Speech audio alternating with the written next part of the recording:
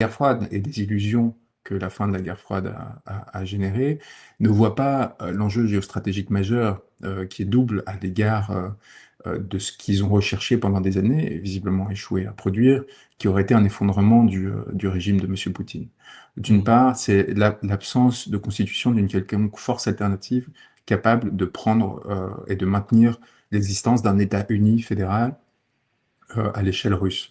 Et d'autre part, évidemment, c'est la prise de pouvoir latente que cela pourrait générer de la part d'une autre puissance qui a à elle une structure de pensée, de réflexion complètement différente de celle de l'Europe, qui est la Chine. Mhm. Euh, Ce que Dugin vous rappelle quand vous échangez avec lui, même si lui a esquivé toutes les questions que je vais poser sur ce sujet, c'est que il se considère, à raison, comme un État euro-asiatique. Mhm. L'Eurasie, c'est le grand fondement de la théorie des relations internationales de M. Dugin, mais plus généralement, l'idée